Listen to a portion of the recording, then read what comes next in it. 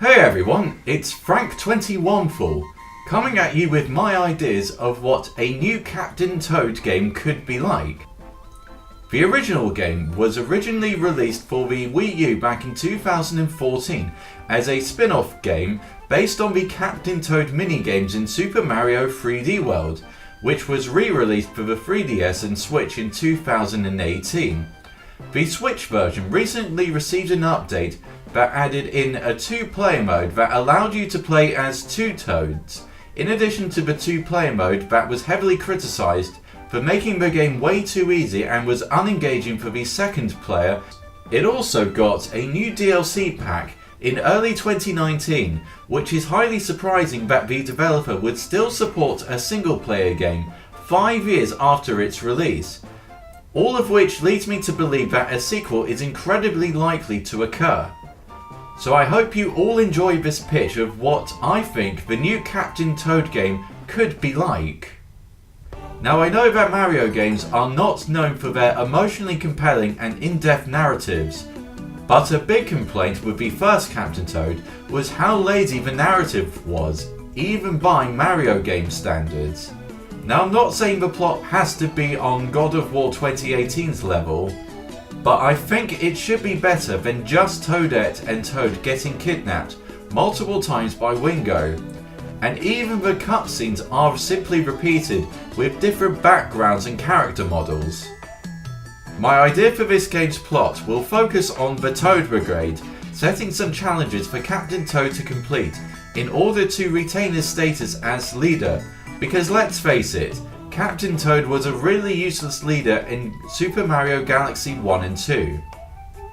As Nico BBQ pointed out in his Captain Toad is not a captain video, the captain would often run away and hide in the face of danger and leave his teammates frozen, only for Mario to find Cap hidden in a locked crate and to rescue his comrades, thus causing the comrades to strongly dislike the captain.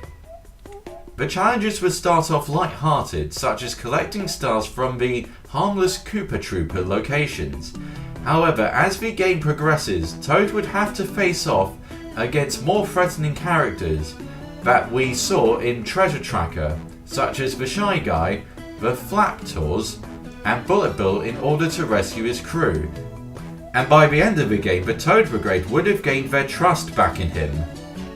This leads me to the next section of this video, which is the bosses.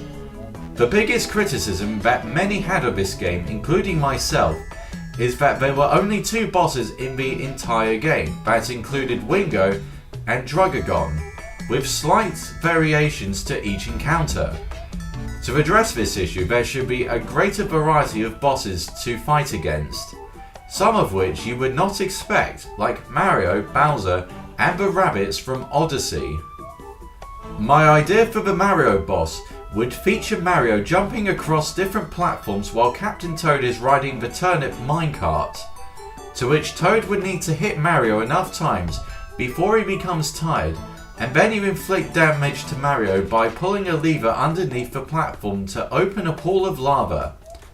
This boss would get progressively harder, with Mario jumping faster and start throwing fireballs when he gets the fire mushroom that you can block with your turnips, and would need to hit twice before he becomes tired.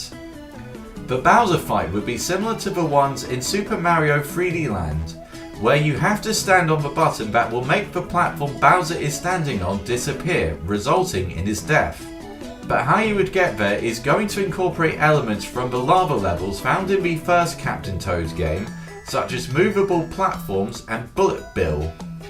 The level would start on a high platform, where you would need to avoid Bowser's fireballs while trying to manipulate the platforms with the pointer controls, and rotate Bullet Bill's fire direction in order to stun Bowser, and then stand on the button that you would repeat twice with different obstacles.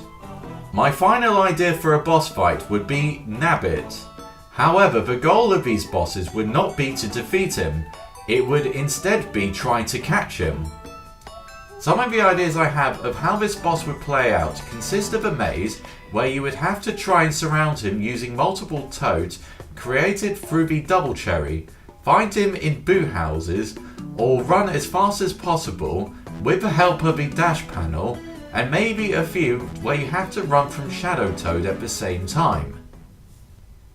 Which brings me over to the next thing I think needs improving in a potential sequel, and that is the multiplayer options.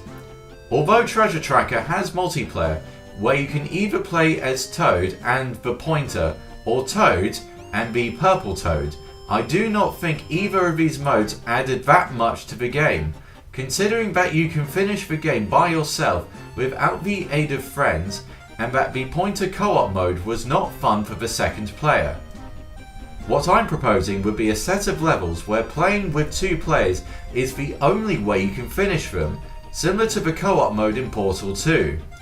Some of the ideas for co-op levels involve having puzzles that can only be solved with 2 players, like mazes that separate the 2 toads with levers that will open new pathways for the other player, or boss fights where one player has to solve puzzles while the other one has to avoid Bowser's attack and wait for the puzzle to be solved before he can inflict damage, with the roles reversing each time Bowser takes damage. But you may wonder how any of this would work. Wouldn't it all just get too chaotic? And I would agree with you, which is why I suggest making certain levels with split screen and include wireless play if you have 2 switches to make sure that these levels are manageable. While on the topic of multiplayer, I think having some competitive modes could be possible. The few ideas I have are a coin rush mode, where you collect as many coins as possible in the turnip levels on separate screens, and the Shadow Toad levels where you have to stay alive for as long as possible. I would also suggest races on levels that utilise the boost pads as the level's main mechanic, and a similar level to the final Super Mario Odyssey level, where the amount of coins, toads that followed you to the end, and the time taken to finish the 30 stages factor into the final score. Finally, I would include a mode where both players face off against Wingo on separate screens. However, the twist is that each time one player inflicts damage to Wingo, the other player will need to inflict 1 more point of damage, but then the trade-off is that each time a player inflicts damage to Wingo, Wingo's attack patterns will change slightly and move slightly faster in order to make it more balanced, or at least I hope it does. Well, I hope you enjoyed my discussion video of what a sequel to Captain Toad could look like. If you did enjoy this video, why not give it a like or share it with your friends? And if you have your own ideas for what the next Captain Toad game could include, why not leave them in the comments section below? I've been Frank21 and I'm signing out.